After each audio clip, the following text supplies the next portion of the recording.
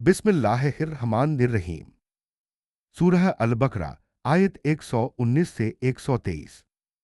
रसूल सल्लल्लाहु अलैहि वसल्लम की जिम्मेदारी, हक की वजाहत और आखिरी चेतावनी। आयत दर आयत हिंदी तर्जुमा।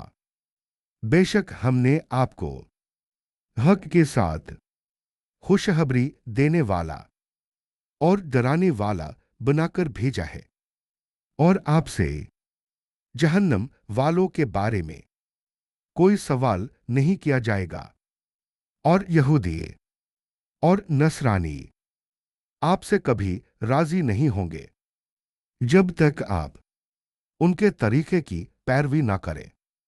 कहो, हिदायत तो अल्लाह की हिदायत ही है, और अगर आपने उस इल्म के बाद जो आपके पास आ चुका है उनकी ख्वाहिशों की पैरवी की, तो अल्लाह के मुकाबले न आपका कोई दोस्त होगा और न कोई मददगार।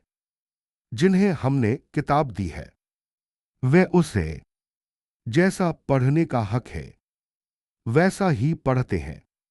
यही लोग उस पर ईमान रखते हैं, और जो इसका इनकार करे तो वही लोग घाटे में हैं।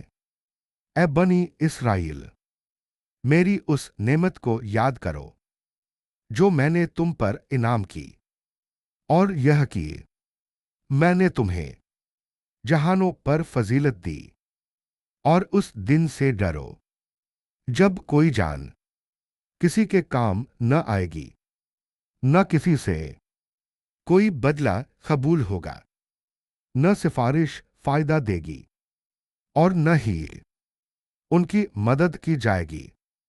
आसान तशरीह समझ। रसूल सल्लल्लाहु अलैहि वसल्लम की जिम्मेदारी आयत 119। रसूल सल्लल्लाहु अलैहि वसल्लम का काम पैगाम पहुंचा देना, खुशखबरी और चेतावनी देना, हिदायत कबूल करना लोगों की जिम्मेदारी है। लोगों को खुश करने की कोशिश बेकार। आयत 120। हक पर चलने वाला हर किसी को खुश नहीं कर सकता। मोमिन के लिए अल्लाह की रजा सबसे ऊपर है।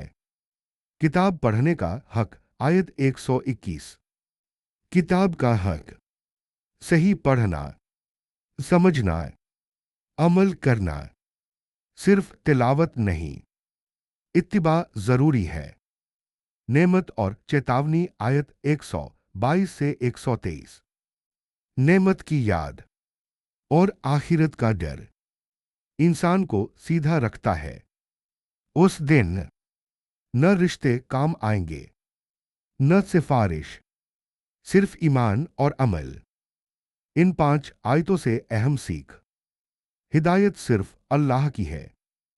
हक पर रहने वाला सबको खुश नहीं कर सकता। किताब पर अमल ही असली ईमान है। आखिरत की तैयारी सबसे जरूरी है।